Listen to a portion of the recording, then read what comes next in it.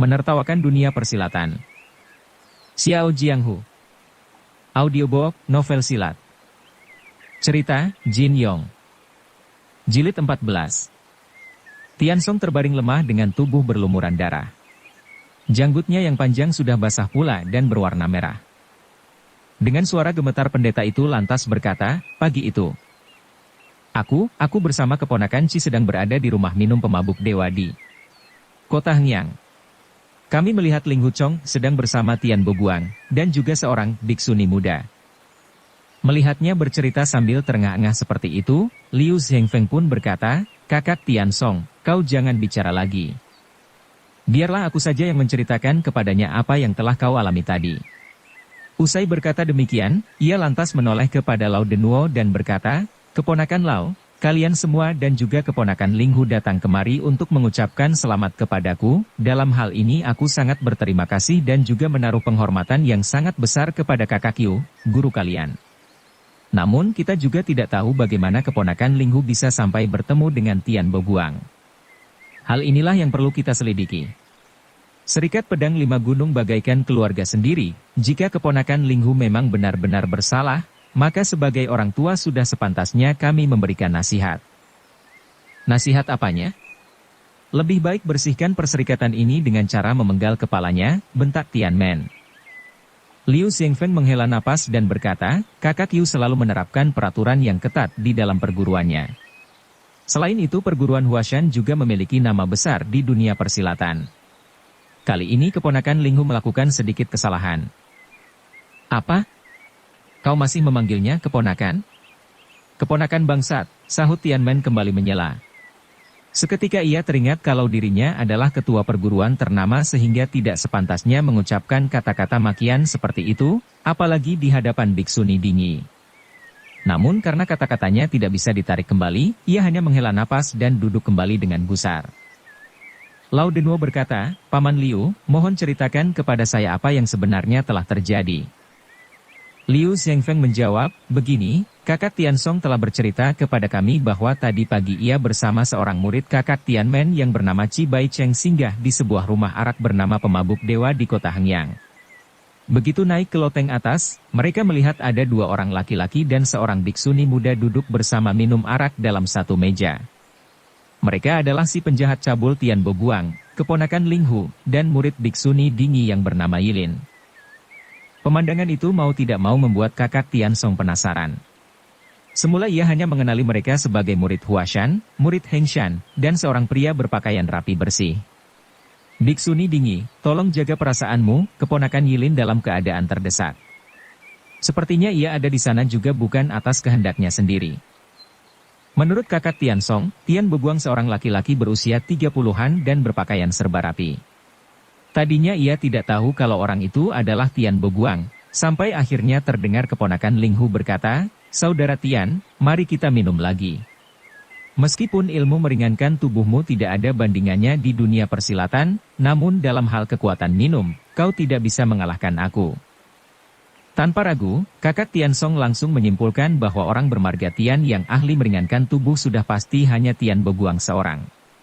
Kakak Tiansong sejak lama membenci sepak terjang penjahat cabul yang berjuluk si pengelana tunggal Selaksali itu. Maka begitu melihat mereka bertiga duduk semeja dan minum bersama, kakak Tiansong marah bukan main.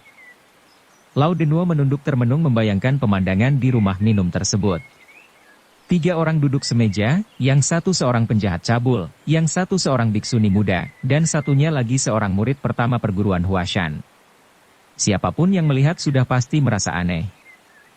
Liu Zhengfeng melanjutkan cerita, kakak Tiansong semakin yakin setelah mendengar pria berpakaian rapi itu berkata, "Aku, Tian Boguang, datang dan pergi kemana aku suka. Aku berkelana ke segala penjuru seorang diri. Tidak ada satupun yang aku takuti. Kita telah menemukan biksuni cilik ini. Kenapa tidak kita biarkan saja dia menemani kita minum di sini?" Saat Liu Zhengfeng bercerita, diam-diam Lao Denwo melirik ke arah pendeta Tiansong. Tampak pendeta itu berbaring lemah namun matanya menatap tajam ke arah Liu Zhengfeng, khawatir kalau sang tuan rumah salah bicara. Liu Zhengfeng menyadari hal itu dan segera berkata, "Kakak Tiansong terluka parah sehingga tidak bisa bercerita kepadamu dengan lancar dan jelas. Maka itu, aku pun bercerita dengan kata-kataku sendiri, namun secara garis besar seperti itulah yang disampaikan kakak Tiansong tadi. Bukan begitu, kakak Tiansong? Betul-betul, jawab Tiansong lemah. Setelah mendengar persetujuan itu, Liu Zhengfeng melanjutkan, keponakan Ci tidak bisa menahan kesabaran lagi. Ia pun berdiri dan menggebrak meja, lalu memaki, apa benar kau ini si maling cabul Tian Boguang? Setiap orang ingin membinasakanmu untuk membersihkan dunia dari sampah bejat macam dirimu. Akan tetapi, kau malah enak-enakan berlagak di sini tak tahu malu. Barangkali kau ini sudah bosan hidup, hah? Usai berkata, ia pun menghunus senjata menyerang penjahat itu. Namun sebaliknya, golok Tian Boguang justru lebih dulu merenggut nyawanya. Sungguh sayang, seorang pendekar muda yang gagah berani harus mati di tangan si maling cabul Tian Boguang. Kakak Tiansong lantas menerjang Tian Boguang dan melancarkan serangan. Setelah bertarung beberapa jurus, Tian Boguang akhirnya berhasil melukai kakak Tiansong dengan cara licik. Kejadian itu disaksikan semua oleh keponakan Ling Hu. Namun, sedikit pun ia tidak bangkit dari duduk untuk membantu. Hal ini sama sekali tidak menunjukkan rasa setia kawan sebagai sesama anggota Serikat Pedang Lima Gunung. Itulah yang menyebabkan kakak Tianmen marah. Setia kawan apanya, sahut pendeta Tianmen semakin gusar. Seorang pendekar harus bisa membedakan mana yang baik, mana yang buruk. Bergaul dengan maling cabul sudah pasti ikut menjadi cabul. Wajah pendeta gagah ini semakin berwarna merah dan janggutnya meremang. Pada saat itu tiba-tiba datang seorang laki-laki datang dan berkata, "Guru, izinkan saya memberi laporan." "Ada apa lagi ini?" sahut Tianmen. Laki-laki itu ternyata murid perguruan Taishan yang masih berusia 30-an. Mula-mula ia memberi hormat kepada sang tuan rumah, Liu Zhengfeng, kemudian kepada para tamu lainnya. Setelah berada di depan Tianmen ia berkata, "Guru, Paman Tianbai saat ini sedang memimpin para saudara untuk mencari kedua maling cabul Tian Boguang dan Ling Hu Chong ke seluruh pelosok kota Hengyang, namun belum berhasil menemukan mereka." Lao Denwo diam-diam merasa kesal karena kakak seperguruannya juga disebut sebagai maling cabul. Namun apa boleh buat, pada kenyataannya Ling Hu Chong memang pernah duduk semeja dengan Tian Boguang. Murid Taishan itu melanjutkan, akan tetapi di luar kota Hengyang, kami menemukan sesosok mayat yang pada bagian perutnya tertusuk sebilah pedang. Pada gagang pedang itu tertulis nama si maling cabul Ling Hu Chong. Lalu, siapa pula yang mati? Tanya Tianmen sambil mencondongkan posisi duduknya. Si murid Taishan menoleh ke arah Yu Changhai sambil menjawab, yang tewas adalah murid pendeta Yu. Waktu itu kami tidak mengenalinya. Namun, setelah dibawa masuk ke kota Hengshan, barulah ada orang yang mengenali mayat tersebut sebagai Luo Renjie. Apa? Sahut Yu Changhai sambil bangkit dari tempat duduknya. Jadi yang mati itu Renjie? Mana jasadnya? Di sebelah sini, sahut seseorang di luar ruangan. Yu Changhai benar-benar pandai menahan perasaan. Meskipun berita buruk ini sangat tiba-tiba dan mengejutkannya, serta yang terbunuh adalah salah satu dari Ying Xiong Haoji, atau 4 jagoan Qin Cheng, namun ia tetap terlihat tenang. "Tolong, jenazah muridku dibawa masuk kemari," katanya kemudian. "Baik," jawab suara dari luar. Tidak lama kemudian 2 orang laki-laki yang masing-masing berseragam Hengshan dan Qin Cheng masuk ke dalam ruangan. Mereka terlihat mengusung selembar papan pintu di mana sesosok mayat terbaring di atasnya. Sebilah pedang tampak menusuk perut mayat itu mulai bagian perut kemudian miring ke atas sampai menembus tenggorokan. Pedang tersebut panjangnya lebih dari 1 meter, namun yang terlihat hanya tinggal gagangnya saja. Pemandangan tersebut mau tidak mau membuat ngeri para hadirin, meskipun banyak di antara mereka yang berpengalaman luas di dunia persilatan. "Ling Hu Chong, Ling Hu Chong, betapa biadab kau," gerutu Yu Changhai sambil berjongkok di samping mayat Luo Renjie. Si murid Taishan kembali berkata, Paman Tianbai saat ini melanjutkan pencarian terhadap kedua maling cabul itu. Namun, sebaiknya 1 atau 2 paman dari sini ikut pergi memberi bantuan. Biksuni Dingyi dan Yu Changhai serentak menjawab, "Aku saja yang berangkat." Tiba-tiba dari luar terdengar suara lembut seorang perempuan berteriak, "Guru, saya datang." Dingyi yang mengenali suara itu langsung menjawab, "Apakah itu Yilin? Lekas masuk kemari." Serentak semua orang menoleh ke arah pintu untuk melihat seperti apa wajah biksuni belia yang konon diculik dua maling cabul tersebut. Begitu pintu ruangan terbuka, mereka langsung terbelalak menyaksikan seorang biksuni muda melangkah masuk ke dalam ruangan. Ternyata wajah biksuni bernama Yilin ini memang benar-benar cantik jelita. Tidak seorang pun dari para hadirin yang merasa keberatan andai kata ada yang memuji betapa kecantikan Yilin tidak kalah dibandingkan bidadari kahyangan. Usia biksuni muda ini baru sekitar 16 tahun, dan tubuhnya terlihat langsing meskipun tertutup jubah longgar. Begitu sampai di hadapan Dingi, segera Yilin berlutut dengan lemah gemulai. Ia kemudian berkata, "Guru." Namun baru satu kata terucap ia langsung menangis. Dingi menyahut, "Kau, apa yang terjadi denganmu? Bagaimana kau bisa meloloskan diri?" "Guru, kali ini hampir saja saya tidak bisa bertemu guru lagi," jawabnya sambil mencucurkan air mata. Suaranya terdengar lembut, sementara kedua tangannya yang memegangi lengan baju Dingi tampak putih bersih dan sangat menawan. Diam-diam para hadirin banyak yang berpikir, bagaimana gadis secantik ini bisa menjadi biksuni?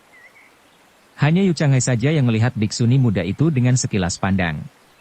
Kedua matanya lantas kembali mengamati pedang yang menancap di perut Luoren Jie.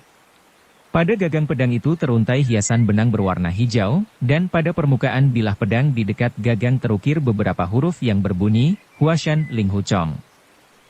Yu Changhai kemudian membandingkannya dengan pedang yang tergantung di pinggang Lao Denwo. Keduanya sama persis. Tanpa banyak bicara, pendeta bertubuh pendek itu melompat maju untuk mencolok mata Lao Denwo menggunakan jari tangan kirinya. Serangan ini begitu cepat dan juga sangat keji. Tahu-tahu kedua ujung jari Yu Changhai sudah menempel di pelupuk mata murid Huashan nomor 2 tersebut. Lao Denwo terkesiap dan langsung menangkis menggunakan jurus obor menerangi langit. Namun Yu Changhai menyeringai dan segera memutar tangan kirinya sehingga kedua tangan Lao Denwo berhasil ditangkapnya. Menyusul kemudian tangan kanannya bergerak pula merebut pedang yang tergantung di pinggang lawan. Lao Denwo meronta untuk membebaskan diri dari cengkeraman Yu Changhai namun sia-sia. Dalam waktu sekejap pedang miliknya itu sudah dipergunakan Yu Changhai untuk mengancam dadanya. Saya, ujar Lao Denwo kebingungan. Sambil menodong, Yu Changhai mengamati pula pedang di tangannya itu. Tampak sebuah ukiran beberapa huruf di batang pedang berbunyi, Huashan Lao Denwo. Bentuk dan ukuran pedang ini pun sama persis dengan yang menancap di perut Luoren Jie. Perlahan-lahan, ia menggeser pedang di tangannya agak ke bawah sehingga ujungnya menempel di perut Lao Denwo sambil berkata, apa nama jurus yang dipakai perguruan Huashan kalian yang mulia untuk membunuh muridku?" Keringat dingin mengalir membasahi dahi Lao Denwo. Namun demikian, ia masih tetap berusaha tenang, meskipun menjawab dengan suara gemetar, perguruan kami tidak memiliki jurus seperti itu." Dalam hati Yu Changhai merasa heran membayangkan bagaimana cara Ling Hu Chong menusuk Luoren Jie. Ia berpikir, apakah Ling Hu Chong berjongkok terlebih dulu untuk kemudian menusuk perut Renjie sampai menembus tenggorokan? Yang lebih mengherankan, mengapa dia meninggalkan pedangnya begitu saja sehingga mudah dikenali orang? Apakah Ling Hu Chong sengaja menantang perguruan Qing Cheng terang-terangan? Tiba-tiba Yilin berseru, "Mohon Paman Yu mengampuni kakak Ling Hu. Jurus yang ia gunakan sungguh bukan jurus pedang perguruan Huashan." Yu Changhai menoleh ke arah Dingi dan berkata dengan wajah mengejek, "Biksuni, apa kau dengar ucapan muridmu tadi? Bagaimana cara dia memanggil si bajingan Ling Hu Chong tadi?" Dingi justru menyahut dengan galak, "Apa kau pikir aku ini tuli? Hah? Sudah jelas aku mendengarnya sendiri." Biksuni tua ini benar-benar memiliki sifat tak mau kalah. Sebenarnya ia hampir saja membentak Yilin karena menyebut kakak Ling Hu. Namun karena Yu Changhai lebih dulu menegur dengan lagak kurang sopan, ia pun tersinggung dan berbalik membela Yilin. Dingi melanjutkan, 5 perguruan pedang telah berserikat menjadi satu dan saling mengangkat saudara. Wajar saja kalau muridku yang masih muda ini memanggil Ling Hu Chong dengan sebutan kakak. Memangnya menurutmu ada yang aneh? Boleh juga, ujar Yu Changhai mencibir sambil menghimpun tenaga. Sekejap kemudian tangannya mendorong tubuh Lao Denwo ke belakang. Seketika pria tua berambut putih itu melayang dan membentur dinding ruangan. Dinding itu langsung retak dan debu pun bertaburan di udara. Apa kau pikir aku tidak tahu perbuatanmu?" bentak Yu Changhai. "Kenapa kau buntuti aku sepanjang jalan? Apa sebenarnya tujuanmu mengintai diriku?" Lao Denua mencoba bangkit namun kakinya terasa lemas dan ia pun jatuh kembali. Perutnya terasa mual dan matanya berkunang-kunang akibat dorongan Yu Changhai tadi.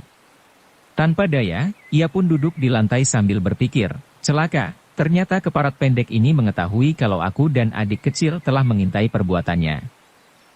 Dingi tidak terlalu peduli terhadap kemarahan Yu Changhai. Ia kembali bertanya kepada muridnya, Yilin, coba kau ceritakan dengan jelas bagaimana dirimu bisa jatuh ke tangan Tian Beguang dan Ling Huchong? Usai berkata demikian ia pun menggandeng tangan Yilin menuju pintu keluar. Para hadirin merasa maklum atas sikap Dingi. Muridnya yang masih muda dan cantik telah jatuh ke tangan penjahat cabul bernama Tian Beguang, sudah tentu sulit mempertahankan kesuciannya. Cerita yang selengkapnya jelas tidak pantas jika disampaikan di depan umum. Maka itu, wajar saja jika Yilin hendak dibawa menuju ke suatu tempat yang lebih tertutup untuk ditanyai secara terperinci. Akan tetapi, Yu Changhai tiba-tiba melompat ke dekat pintu menghadang kedua biksuni tersebut.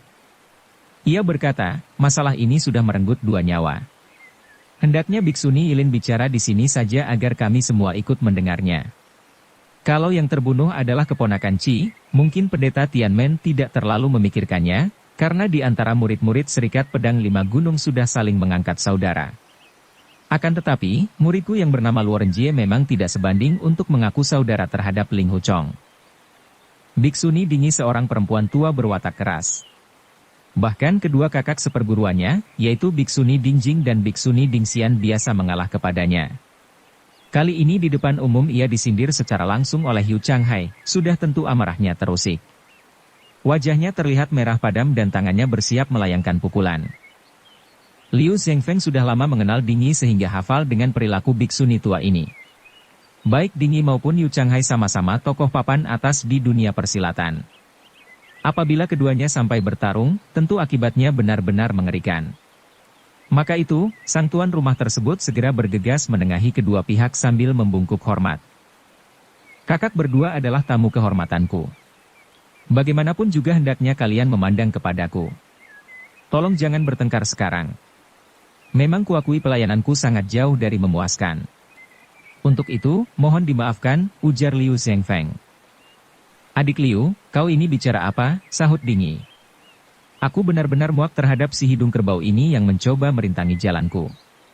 Padahal, aku hanya ingin bicara 4 mata dengan muridku seorang. Hidung kerbau adalah sebutan untuk mengejek kaum pendeta agama Tao. Sebenarnya Yu Changhai sendiri juga agak segan terhadap Dingi dan tidak yakin menang apabila benar-benar bertarung melawannya. Andai kata hari ini ia bisa mengalahkan Dingi, tetap saja kakak seperguruan sang biksuni yang bernama Dingxian tidak akan tinggal diam begitu saja. Meskipun Dingxian terkenal ramah dan rendah hati, namun kesaktiannya jauh lebih hebat daripada sang adik. Jika perguruan Hengshan sampai mengangkat senjata, tentu perguruan Qingcheng berada dalam masalah besar. Menyadari hal itu Yu Changhai pun tersenyum pahit sambil berkata, aku hanya berharap Biksuni Yilin sudi menceritakan kematian muridku di sini. Sama sekali Yu Changhai tidak berani merintangi tokoh besar dari biara awan putih. Perlahan-lahan ketua perguruan Qingcheng itu kembali duduk di atas kursinya. Dingi sendiri juga kembali ke tempat duduknya sambil menggandeng Yilin. Ia kemudian berkata, coba kau ceritakan apa yang telah terjadi. Khawatir muridnya yang masih belia itu bercerita melampaui batas sehingga mencemarkan nama baik perguruan Hengshan. Ia pun menambahkan, ceritakan seperlunya saja. Ambil bagian-bagian yang kau anggap penting. Baik, guru. Jawab Yilin sambil mengangguk. Mohon guru sudi membunuh penjahat bernama Tian Beguang itu. Dia sudah. Iya. Aku paham. Kau tidak perlu menjelaskannya secara rinci. Aku sudah paham maksudmu, sela Dingi menukas. Aku pasti akan membunuh si keparat Tian Beguang dan Ling Huchong. Hah, kakak Ling Hu? Tanya Yilin dengan sorot mata tajam. Mengapa guru ingin membunuh kakak Ling Hu? Dia.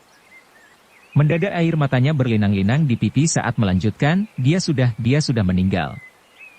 Seketika semua orang terkejut mendengar ucapan Yilin. Pendeta Tianmen langsung bangkit dan bertanya dengan suara keras, bagaimana dia bisa mati? Siapa yang telah membunuhnya? Pembunuhnya adalah, jawab Yilin sambil menunjuk mayat Luoren Jie. Pembunuhnya adalah dia, orang jahat dari Qingcheng itu. Mendengar berita itu kemarahan Tianmen langsung reda. Sebaliknya, Yu Changhai merasa senang karena Luo Renjie tidak mati sia-sia. Diam-diam ia berpikir, jadi, keduanya bertarung habis-habisan sampai mati bersama. Renjie memang pantas disebut sebagai salah satu dari 4 jagoan King Cheng. Benar-benar tidak mengecewakan perguruan. Tiba-tiba Yu Changhai terkesiap dan memandang Yilin dengan sorot mata tajam. Ia lantas berkata, jadi menurutmu, semua anggota Serikat Pedang 5 Gunung adalah orang baik, sedangkan murid perguruan King Cheng adalah orang jahat, begitu? Entahlah, jawab Yilin sambil menangis. Aku tidak berbicara tentang Paman Yu. Yang kumaksud orang jahat adalah dia. Kali ini ia menunjuk mayat Luo Renjie sekali lagi. Dingi kembali naik darah dan membentak Yu Changhai, memangnya kau mau menakut-nakuti anak kecil? Biksuni tua itu lalu menepuk-nepuk punggung Yilin dan berkata, Yilin, kau jangan takut, gurumu ada di sini. Tidak seorang pun boleh menyakitimu. Yu Changhai kembali berkata, seorang biarawati tidak boleh berdusta. Apa kau berani bersumpah atas nama Sang Buddha bahwa ceritamu benar, biksuni kecil? Rupanya ia khawatir jangan-jangan Yilin bercerita atas desakan gurunya sehingga berkata yang tidak-tidak mengenai Luo Renjie. Meskipun Ling Huchong dan Luo Renjie sama-sama terbunuh, namun tidak ada seorang pun di antara para hadirin yang menyaksikannya, sehingga cerita dari Yilin benar-benar menjadi sumber utama. Jangankan di hadapan Sang Buddha, di hadapan guru sekalipun saya tidak berani berdusta, jawab Yilin. Ia kemudian berlutut dengan wajah menghadap pintu keluar, kemudian menguncupkan kedua tangannya sambil berkata, di hadapan guru dan paman guru sekalian, Yilin bersumpah akan menceritakan kejadian yang sebenar-benarnya. Sang Buddha Maha Adil apabila Yilin sampai berdusta. Setiap orang dapat melihat dengan jelas ketulusan dan kejujuran Yilin di balik gerak-geriknya yang serba lembut itu. Seorang tamu berjanggut hitam, berusia 50-an, serta berpakaian sarjana menyahut, jika Nona Biksuni berkata demikian, sudah pasti kami percaya. Dingi pun berkata sambil memandang Yu Changhai, kau dengar itu, hidung kerbau. Tuan Wen pun berkata demikian. Apalagi yang membuatmu sangsi? Rupanya Dingi mengenali pria berpakaian sarjana itu bermarga Wen. Siapa nama lengkapnya tidak seorang pun yang tahu, dan semua orang hanya memanggilnya Tuan Wen. Tokoh ini merupakan jago silat terkenal dari Provinsi Shanxi yang bersenjatakan sepasang pena logam. Para pesilat yang bersenjatakan seperti ini pada umumnya mahir dalam ilmu menotok titik nadi lawan. Kini semua mata tertuju kepada Yilin. Wajahnya yang agung tampak bercahaya seolah menerangi segenap penjuru ruangan. Hampir semua para hadirin membayangkan wajah biksuni muda ini bagaikan mutiara yang halus licin tanpa cacat. Bahkan, Yu Changhai pun berpikir, biksuni cilik ini sepertinya memang berhati bersih. Kata-katanya tentu bisa dipercaya. Suasana begitu hening. Tak seorang pun dari para hadirin yang mencoba bersuara. Masing-masing menunggu cerita yang akan disampaikan Yilin. Selang sejenak Yilin mengawali kisahnya, kemarin siang, saya ikut dalam rombongan guru dan para kakak menuju ke rumah Paman Liu ini. Sempat turun hujan deras ketika rombongan kami hampir sampai di kota Hengyang. Ketika menuruni jalanan perbukitan, saya kurang hati-hati sehingga terpeleset jatuh dengan tangan menyanda tubuh. Akibatnya, kedua tangan saya kotor terkena lumpur. Begitu sampai di bawah bukit, saya memisahkan diri dari rombongan untuk membersihkan tangan karena melihat ada sungai kecil di sana. Tiba-tiba saya melihat bayangan seorang laki-laki di permukaan sungai, berdiri di belakang bayangan saya. Saya terkejut dan mencoba berdiri namun punggung terasa sakit dan kesemutan. Rupanya orang itu telah menotok titik nadi di punggung saya sehingga tubuh pun lumpuh seketika. Saya ingin berteriak tapi tidak bisa bersuara. Tidak hanya titik gerak, orang itu juga menotok titik bisu saya. Kemudian, tubuh saya diangkat dan dibawanya berjalan sejauh ratusan meter. Sampai akhirnya, orang itu membawa saya masuk ke dalam gua. Waktu itu saya benar-benar takut, namun sedikit pun tidak mampu bergerak ataupun bersuara. Bersambung ke jilid 15. Dukung kami dengan subscribe, follow, like, komen dan share. Terima kasih.